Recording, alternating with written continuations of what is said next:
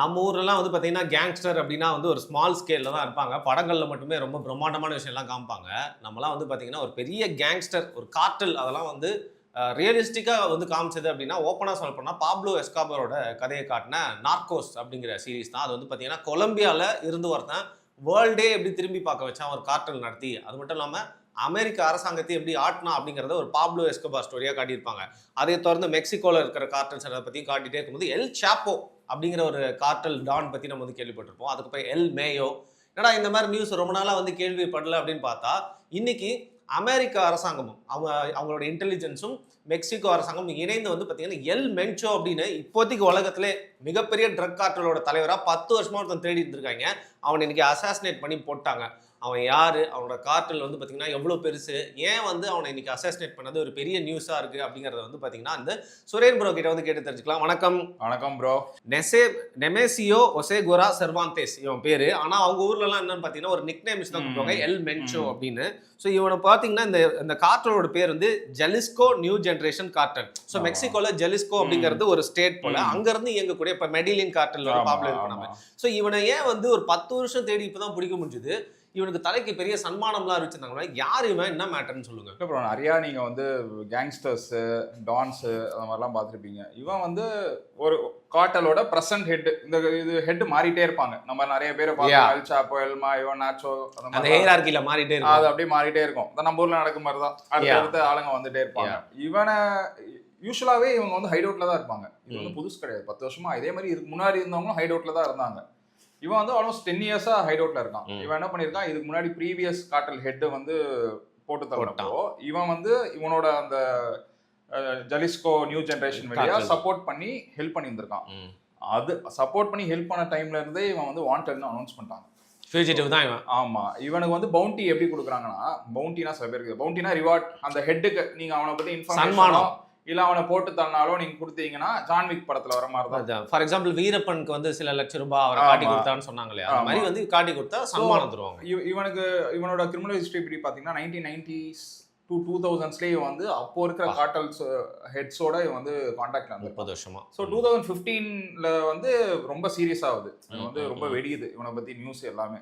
So US என்ன பண்ணுது, $15 million வந்து பவுண்டி. எவ்வளோங்க இந்தியன் மதிப்புல சொன்னீங்கன்னா? 136 கோடி. அவ்வளோ வர்த்தா இவன்? ஒர்த்து இல்லாமையா? ஏன்னா இவன் என்ன பண்றான்னா, ஆக்சுவலா US intelligence and Mexico task force சேர்ந்து தான் இது பண்ணிருக்கு. யூஎஸ் இன்டெலிஜென்ஸ் தான் சொல்லியிருக்காங்க இவன் வேற அபவுட்ஸை பத்தி. யூஎஸ் ஏன் இவ்வளவு நினைக்கிறாங்கன்னா, யூஎஸ்ல வந்து கோகேன் அண்ட் ஃபென்டனில். கொக்கேன் தெரியும், அதானே ஃபென்டனில். இது எப்படின்னா நீங்க நிறைய இதுல பாத்துருப்பீங்க, நிறைய இப்போ இன்ஃப்ளூயன்சர்ஸ்லாம் போடுறாங்க. நம்ம ட்ரிப்பேட் இருக்காரு பாருங்க. ஆமா, அவரே கூட தமிழ் ட்ரெக்கர் அவரே கூட ஒரு இதுல போய் ஒரு பெண்டலில் குடிக்க பாவங்க அவர் எல்லாத்துக்கும் போய் பாத்தீங்களா, மக்களே பாத்தீங்களா, இவங்க எல்லாம் கேர்ஃபுல்லா இருங்க அப்படின்னு சொல்லி வீடியோ எடுப்பாரு. Tribal. So it's kind of zombie drug. அது ஜாம்பி ட்ரக்னா எப்படி சொல்றதுன்னா, நீங்க கீழெல்லாம் விழ மாட்டீங்க. இன்கேஸ் நின்னீங்கன்னா அப்படியே ரப்பர் மாதிரி வளைஞ்சி கீழே ஊற்றி பார்த்துருக்கேங்க ரீல்ஸ்ல எல்லாம். நான் நினைச்சேன் நடிக்கிறாங்க போல எல்லாம். அந்த ஸ்ட்ரீட் ஃபுல்லா லேடிஸ், ஜென்ஸ், சின்ன சின்ன கிட்ஸு. இப்போ வந்து கொக்கைனை தாண்டி இதுதான் நிறையா ஸ்ப்ரெட் ஆகிட்டு இருக்கு. இது வந்து சமீப காலத்தில் ரொம்ப அதிகமாக இருக்குது யூஎஸ்ல. இவன் தான் மெயின் டிஸ்ட்ரிபியூட்டர் ஆக்சுவலாக யூஎஸ் ஃபுல்லாக. அதனால தான் யூஎஸ் இவ்வளோ மெனக்கிறாங்க. ஏன்னா அளவை மீறி யூஎஸ்ல வந்து ஃபென்டனைல் வந்துருச்சு, எல்லாருமே யூஸ் பண்ண ஆரம்பிச்சிட்டாங்க. வேர்ல்டு வைடு அது இப்போ அவன் வந்து கொடுத்துட்டு இருக்கான். அங்கே மட்டும் இல்லாமல் யூரோப்பியன் கண்ட்ரீஸ்க்கு அவன் அனுப்பிச்சிட்டு இருக்கான், கனடாவுக்கு அனுப்பிச்சிட்டு இருக்கான். அந்த மாதிரி அந்த கண்ட்ரிலேருந்து அதர் கண்ட்ரீஸ்க்கு போகுது. ஸோ எப்படின்னா டிராஃபிக்கிங் வந்து வேர்ல்டு வைட் பண்ண ஆரம்பிச்சிட்டான். நீங்க பழக்கி விட்டுட்டா அதோட டிமாண்ட் ரொம்ப அதிகமாக. யூஎஸ்ல வந்து இதனால என்ன ஆகுது, வைலன்ஸ் அதிகமாகுது. ஸோ அவன் என்ன பண்றான், கன்னை வச்சுக்கோ, எவனாவது வந்து உனக்கு கேட்டான், அங்கே வந்து டிஸ்ட்ரிபியூட் பண்ணுவானுங்களா, அவங்ககிட்ட ஏற்றி விடுறது, வைலன்ஸ் பண்ணி நான் உனக்கு ஆர்ம்ஸ்லாம் சப்ளை பண்றேன். இது வந்து ட்ரம்ப் ரொம்ப காலமா பேசிட்டு இருக்கான். மெக்சிகோ பார்டர் நான் செவரு கட்ட போறேன். இதனால என்ன பண்ணுது, யூஎஸ் இன்டெலிஜென்ஸ் இவனை வந்து தூக்கியே ஆகணும்னு மெக்சிகோ டாஸ்க் ஃபோர்ஸ் சொன்னோன்னே அவனை இன்னைக்கு கொண்டுட்டாங்க. ஆனா அவனோட கார்ட்டல் மெம்பர்ஸ் எப்படி இருக்காங்கன்னா, மெக்சிகோ டாஸ்க் ஃபோர்ஸ்க்கும் அவங்களுக்கும் வித்தியாசமே இல்லாத அளவுக்கு இருக்கானுங்க. அவனுங்க டேங்க் வச்சிருக்கானுங்க, அவனுங்க ஆர்மி சூட் போட்டிருக்கானுங்க, அவனுங்க காகல்ஸ் வச்சிருக்காங்க, மர்சனரிஸ் மாதிரி இருக்கானுங்க ஃபுல்லா. லிட்டரலா எக்ஸாக்டா சொன்னீங்க, அந்த மாதிரி தான் அவனுங்க இருக்கானுங்க. இது எப்படின்னா யாரு வந்து டாஸ்க் ஃபோர்ஸ் யாரு வந்து கார்ட்டல்ஸ்னே தெரியல. அதுதான் இப்போ பார்க்க வேண்டிய விஷயம். இது ஏன் இவ்வளோ இப்போ ஸ்ப்ரெட் ஆகிட்டு இருக்குன்னா, காலையில இருந்து நான் ஏன் பேசணும்னு நினச்சேன்னா, மெக்சிகோவே எரிக்கிறானுங்க. அப்படின்னா எரிக்கிறாங்கன்னா எரிக்கிறானுங்க. ஸோ இப்போ எப்படி நம்ம ஊர்ல கலவரம் வந்தா பஸ் எல்லாம் எரிச்சு ஆமா, விடுவாங்க, ஆமா. மெக்சிகோல யாரு ரோட்ல நடந்து போறவங்கல இருந்து பெட்ரோல் பங்க்ல என்ன பண்றானுங்க, பெட்ரோலை ஃபுல்லா பெட்ரோல் பங்க்ல கொட்டிட்டு அந்த கன்ல இருந்து அங்கேயே ஃபயர் பண்றானுங்க. ஓகே, இது இவனோட அந்த மர்சனரிஸ் பண்றாங்களா இல்ல பொதுமக்களே இறங்கி பண்றாங்க? கார்டல்ஸ் பண்ணுது, கார்டல்ல இருக்கிற மெம்பர்ஸ் பண்றாங்க, பொதுமக்கள் பண்ணல. பொதுமக்கள் அச்சத்துல தான் இருக்காங்க. எல்லாருமே இப்ப இந்தியன் எம்பசிலையும் சொல்லியிருக்காங்க இந்த மாதிரி நீங்க சேஃபா இருங்க அப்படின்னு. கனடாலையும் சொல்லியிருக்காங்க எல்லாருமே சேஃபா இருங்க, இங்க வந்து இந்த மாதிரி பிரச்சனை நடக்குது. ஏர்போர்ட்ஸ் நான் வீடியோஸ்லாம் ஷேர் பண்றேன், ரொம்ப மோசமா இருக்கு. அவ்வளவு பெரிய இம்பாக்ட். ஆமா, ஏன்னா ஃப்ரெண்ட்ஸ் இருக்கலாம், இப்போ நம்மளுக்கு இல்ல, எனக்கு தெரிஞ்சவங்க யாரும் இல்லை, ஆனா மத்தவங்க நம்மளுக்கு சுத்தி இருக்கிறவங்க ஃப்ரெண்ட்ஸ் யாராவது மெக்சிகோல இருக்கலாம், இல்ல என்னென்ன அரௌண்ட் மெக்சிகோல இருக்கலாம். அது ரொம்ப மோசமா டேஞ்சரஸா போயிட்டு இருக்கு. ஏன்னா அங்க வந்து பாரபட்சமே பார்க்க மாட்டான், இஷ்டத்துக்கு எரிக்கிறான், இஷ்டத்துக்கு கிரனேட்லாம் தூக்கி போடுறாங்க. ஸோ நம்மளுக்கு தெரிஞ்சவங்க போய் மாட்டிடக்கூடாது அப்படிங்கிறதுக்கு தான் இதை ஆக்சுவலாக பண்ணணும்னு நான் நினச்சேன். ஓகே, இது இன்னொரு விஷயம் பார்த்தீங்கன்னா, இந்த காட்டல் வந்து நிறைய பேர் காட்டல்னா வெறும் ட்ரக்ஸ் ஸ்மக்லிங்னு நினைக்கிறாங்க. காட்டல்ல இன்னொரு விஷயம் இருக்கு. ஏன்னா யங்ஸ்டர்ஸ்க்காக நான் சொல்றேன், யங்ஸ்டர்ஸ் ரெக்ரூட் பண்றன்னு ஒன்று இருக்கு காட்டல்ல. என்ன சோல்ஜர்ஸாவா இல்ல டிஸ்ட்ரிபியூட்டர்ஸாவா? ரெண்டுமே. ஓகே, அவனை வந்து டிஸ்ட்ரிபியூட்டர் ஆக்கி அவனை சொல்றதை ஆக்கிடுவாங்க. ஸோ அது எப்படிலாம் அவன் பண்றாங்கிறது நான் சொல்லணும்னு நினைச்சேன். Okay okay. நம்பர் 1 அதான் எக்கனாமிக்கல் சிச்சுவேஷன் தான். இப்போ யங்ஸ்டர்ஸ்க்கு பணம் இல்லை, அது மெக்சிகோ போன்ற ஊர்கள்ல வந்து எப்படா அமெரிக்காவுக்கு போய் தப்பிச்சுக்கலாம்னு மெக்சிகோ காலகாலமா இப்படிதான். மெக்சிகோ இன்னைக்கு நேத்தெல்லாம் இல்லை, அது ஏன் அது கண்டினியூ ஆகுதுங்கிறது நம்மளுக்கு தெரியல. அதுவும் இல்லாம பொலிட்டிக்கல் பார்ட்டிஸும் இதுல வர மணியை நம்பி தான் இருக்கு. ஸோ டைரக்ட்லி கனெக்டட் அவங்களாம். நீங்க பாப்லோலயே பார்த்துருப்பீங்க. ஆமா ஆமா, அவன் டைரக்டா பார்லிமெண்ட்டுக்கே போய் உட்காந்துருவான், அந்த மாதிரிலாம் பண்ணுவான். ஸோ இது இன்டைரக்ட்லி கனெக்டட் தான். இது யூத்ஸ் பொறுத்த வரைக்கும் எப்படின்னா, அவன் வந்து காசு இல்லாத பட்சத்துல சேர்றான். இன்னொன்று, ஒரு யங்ஸ்டரை வந்து பார்த்தோன்னா அவன் ஃபேமிலியை மிரட்டி சேர சொல்றது, உன் அப்பா அம்மாவை கொண்டுருவேன், நீ வந்து என் கூட வேலை செய்ய, நிர்பந்திக்கிறது. இன்னொன்று அடிக்ட் ஆக்குறது அவனை, இந்த மாதிரி ஏதாவது ட்ரக்ஸ் கொடுத்து, ஆமா நீ இதெல்லாம் வந்து நீ எடு அப்படின்னு சொல்லி அவனை அடிக்ட் ஆக்கி அவனை எடுத்துப்பான். ஸோ வேலையும் கிடைக்கும், கன்னு கிடைக்கும், ட்ரக்ஸும் கிடைக்கும், எல்லாமே கிடைக்கும். ப்ளஸ் நீங்க இந்த கல்ச்சர் நிறைய வாட்டி பாரி கூட பேசியிருப்பேன், இந்த மாதிரி ட்ரக்ஸை பத்திலாம் பாடாதீங்க அப்படின்னு. ஆமா, உண்மை. அதுவும் ஒரு உதாரணம் வேர்ல்ட் வைட். ஏன்னா இந்த மாதிரி ட்ரக் மணில வந்து இந்த ஃபேன்சி காஸ்ட்ல இப்படி செயின்லாம் போட்டு ஆடுவானுங்க, ஹிப்ஹாப் கல்ச்சர்ல இருக்கு, அதுலயே இன்ஃப்ளூயன்ஸ் ஆவானுங்க. ஓ இதை வந்து பண்ணா நம்மளுக்கு காசு நிறைய வரும், ஈஸி மணி. ஆமா. சோ இந்த மாதிரி உள்ள வந்து என்ன பண்றானுங்க, அவன் ஃபர்ஸ்ட் அவனை டிஸ்ட்ரிபியூட்டர் ஆக்குறானுங்க, பைக் கொரியர் பாய் மாதிரி, இங்க இருந்து அங்க போய் அனுப்பு அப்படின்னு. அப்புறம் பேக்கேஜிங் கொண்டு வரானுங்க, அந்த வேலை செய்யணும். அப்புறம் அவன் கண்ணை கொடுத்து என்னோட ஏரியாவை ப்ரொடெக்ட் பண்ணுங்கிறானுங்க, டெரிட்டரி. அதுக்கப்புறம் அவனை டிராஃபிக்கிங் பண்ணும்போது அந்த வண்டியில அமிச்சு, உனக்கு இதுதான் இன்னைக்கு ஜாப், நீ இதை முடி அப்படின்னு சொன்னா அவனுக்கு ப்ரமோஷன் மாதிரி ஒரு கேப்டன் அப்படி போயிடும் மேல. ஒரு ஆர்மி ரேஞ்சுக்கு அங்க ஒரு அமௌண்ட் ஆஃப் ட்ரக்ஸ் போகுதுன்னா அவனை வந்து அனுப்புறது கூட, அனுப்பிச்சுட்டு அவன் முடிச்சானா அவனுக்கு ஒரு ப்ரமோஷன். இதை பார்த்து எல்லாருமே எக்ஸைட் ஆகி சரி ஓகே இந்த லைஃப் பிடிச்சிருக்குன்னு இதுல வந்து ஜாயின் பண்றாங்க. வேர்ல்ட் வைட் நடக்குது இது. எப்படின்னா இவனே 59 இயர்ஸ் ஓல்டு, எல் மென்சோ. ஆமா, மென்சோ வந்து 59 இயர்ஸ் ஓல்டு. இவன் பையனை இப்போ வந்து தூக்கிட்டாங்க. யாரு? ஓ சிஐஏ தூக்கிட்டு போயிடுச்சா? ஆமா, அவனை தூக்கிட்டு போயிட்டாங்க, அவனை வச்சிருக்காங்க. இல்லங்க, அந்த வெனிசுலா அதிபர் அவங்க பாட்டு இறங்குனாங்க, தூக்கிட்டு போயிட்டாங்க, இவனை போட்டுட்டு இவன் பையனை தூக்கிட்டு போயிடுறாங்க. இல்ல இவனை 10 இயர்ஸா தேடிட்டு இருக்காங்களா. சரி, நீங்க பவுண்டி பாருங்க, 1 மில்லியன் இருந்து ஆரம்பிச்சாங்க, இப்போ பிரசண்டா 15 மில்லியன் 136 கோடியில நின்னுட்டு இருக்கு. தொடர்ந்து பண்ணிட்டு தான் இருக்கான். இன்னொன்னு என்னன்னா, இவன் எப்படி மறையறான்னு நிறைய பேர் யோசிச்சுட்டு இருக்காங்க. அதை இடம் மாறுறது. ஆமா, இது நம்ம ஊர்ல ஆல்மோஸ்ட் சிமிலர் தான் இடம் மாறுறதெல்லாம். அங்க நிறைய ஃபாரஸ்ட் இருக்கும், அங்க போயிட்டு காட்டல் சப்போர்ட்ல இங்கேயும் போறது, ஒரே இடத்துல இருக்க மாட்டான், அது நிறைய நம்ம பார்த்துருப்போம். அதே மாதிரி இன்டைரக்ட் பொலிட்டிக்கல் சப்போர்ட் இருக்கு. கரப்ஷன் இருக்க கண்ட்ரில அது ஒண்ணுமே பண்ண முடியாது. மெக்சிகோல கரப்ஷன் வந்து ரொம்ப உச்சபட்சம். இது வந்து இன்டைரக்ட்லி கனெக்டட். இது ரொம்ப அதிகமா ஆனதுனால தான் யூஎஸ் இன்டெலிஜென்ஸ் வந்து கண்டிப்பா இவனை தூக்கி ஆகணும். இவனை இப்போ ஏன்னா இந்த ஹிஸ்டரியில இந்த மாதிரி யாரையும் போட்டதில்ல, கேள்விப்பட்டிருக்கீங்க? ஓகே, இந்த மாதிரி இறங்கி போட்டிருப்பாங்க. இந்த அளவுக்கு வந்து இறங்கி செஞ்சதா, அதுவும் 15 மில்லியன் கேள்விப்பட்டதில்ல. இதான் ஃபர்ஸ்ட் டைம். இந்த இறங்கி செய்யறதுனால வேர்ல்டுக்கே ஒரு வார்னிங். ஸோ உலகத்துல மெக்சிகோக்கு நீங்க வார்ன் பண்ணீங்கன்னா வேர்ல்டுக்கே வார்ன் பண்ண மாதிரி தான். மெக்சிகோ தான் ஹெட் எனக்கு தெரிஞ்சு. எனக்கு என் புரிதல் தெரிஞ்சது வந்து மெக்சிகோல தான் எல்லாமே நடக்கும். இல்ல தெளிவா கீழே வந்து பாத்தீங்கன்னா கொலம்பியா இருக்கா, கொலம்பியால உங்களுக்கு கொக்கைன் ஈஸியா கிடைச்சிடும். ஆனா உங்களுக்கு மார்க்கெட் வந்து அமெரிக்கால இருக்கறனால மெக்சிகோல போய் தான் எல்லாமே அது வழியா தான் போகணும். ஸோ இதுதான் கேட்வே பீரியட். அதனால இவனை அடிக்கிறது வந்து ஒரு கரெக்டான விஷயம்னு சொல்லி ரொம்ப பெரிய பாம்பு அப்படிங்கிறாங்க இந்த விஷயம் நடந்தது. இதனால மற்ற அதர் கண்ட்ரீஸ்க்கு வந்து ஒரு மெசேஜ் அனுப்புற மாதிரி, இந்த மாதிரி காட்டெல்லாம் வச்சுக்கிட்டு ரொம்பலாம் ஆட்டம் போட்டிங்கன்னா உங்கள் கதையை முடிச்சிருவோங்கிறது தான் ஒரு சைனு. ஓகே, இப்போ பேசிக்லி ஒரு தலைவனை வந்து முடிச்சு விட்டாங்க. அப்ப நீங்க சொல்றதெல்லாம் வச்சு பார்த்தா அந்த கண்ட்ரியோட ஒரு கல்ச்சர் வந்து பொலிட்டிக்கல் சப்போர்ட்டோடயே இது வந்து இயங்குது.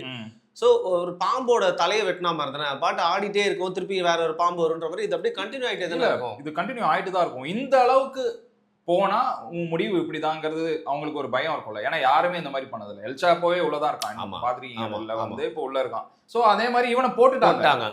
எல் சாப்போ கூட போட்டுருக்கலாம்ல வேணும்னா. இவனை ஏன் போடுறாங்கன்னா இவன் அளவு மீறி அந்த ஃபென்டனில் அபியூஸ் இருக்கு பாருங்க, அதுதாங்க மெயின்.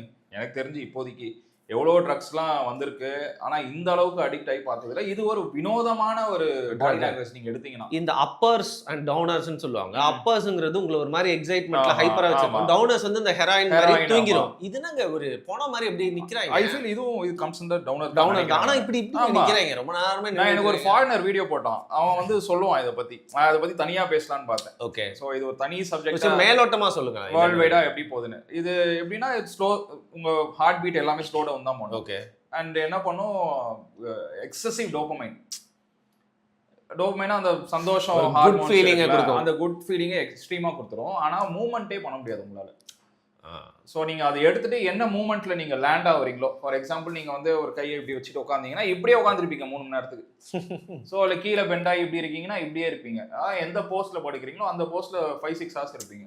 அதுவும் இல்லாமல் இது இன்ஜெக்ஷன் வழியா எடுக்கிறாங்க. அந்த பர்டிகுலர் ஸ்ட்ரீட் ஒன்று இருக்கு, நான் அந்த வீடியோ போடுறேன், பிலடெல்பியான்னு நினைக்கிறேன். அது அவ்வளோ இன்ஜெக்ஷன்ஸ் கிடக்குது.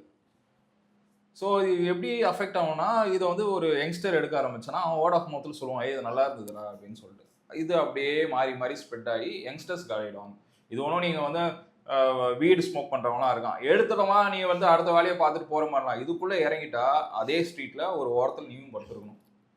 அதுதான் ரொம்ப மோசமான விஷயம். இவனோட அவனை அசாசினேட் பண்றதுக்கு ரீசனு இவனோட ட்ரக் கார்ட்டல் ரொம்ப அதிகமாயிடுச்சு யூஎஸ்ல. அதுக்கு தான் இவனை அரெஸ்ட் பண்ணிருக்காங்க. ஓகே, இப்போ யூஎஸ் பொறுத்த வரைக்கும் பார்த்தீங்கன்னா, இப்போ நம்ம ஊரில் எப்படின்னா ஒரு தீவிரவாத தாக்குதல் இருக்கும், பட் ஒரு அரசியல் வந்து பார்த்தீங்கன்னா அதை வச்சும் பண்ணுற மாதிரியான ஒரு சிச்சுவேஷன், பொலிட்டிக்கல் சினாரியோ. எலெக்ஷனுக்கு முன்னாடி பார்த்தீங்கன்னா சில விஷயங்கள்லாம் நடக்கும்.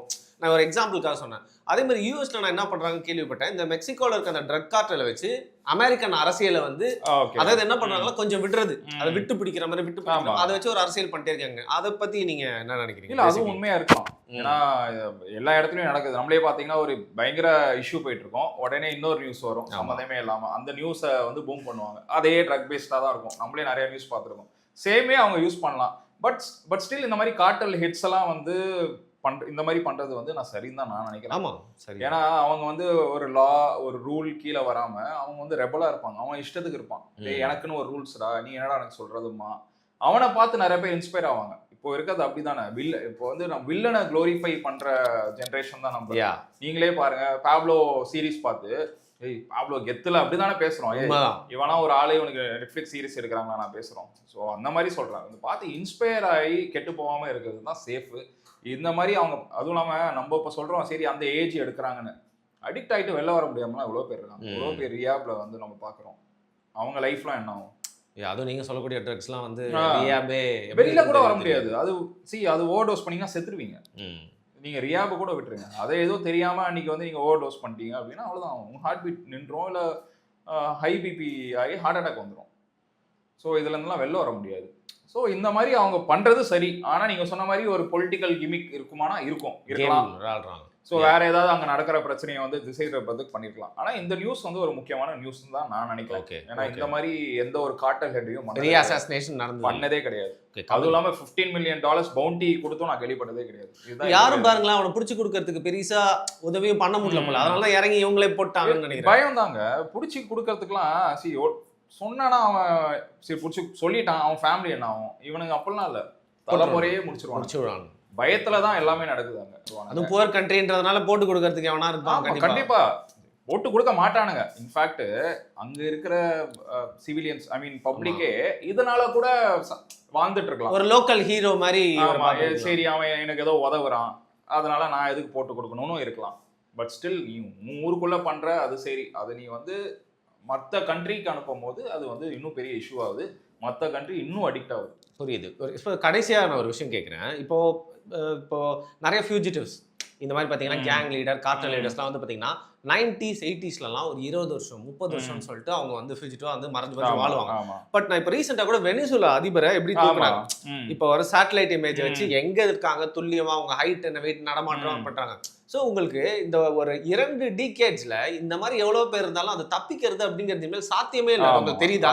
சேட்டலைட் வச்சு யாரும் தப்பிக்கவே கூடாதுன்னா நீங்க டெக்னாலஜி இல்லாம இருந்தாதான் இருந்தாங்க. மெயின் அதான்.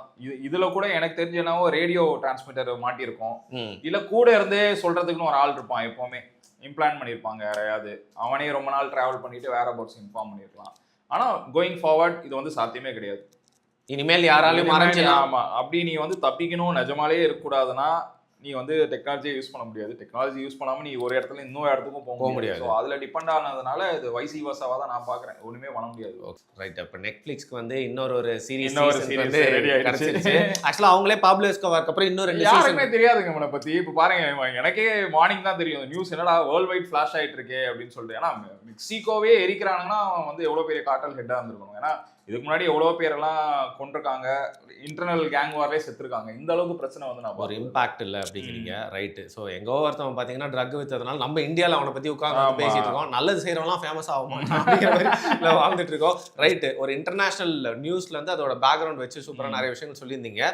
மேபி இதை பற்றி டெவலப்மெண்ட்ஸ்லாம் தெரிஞ்சா ஃபியூச்சரில் நம்ம உட்காந்து அடுத்த பாட்டில் பேசலாம். Thank you so much. தேங்க்யூ.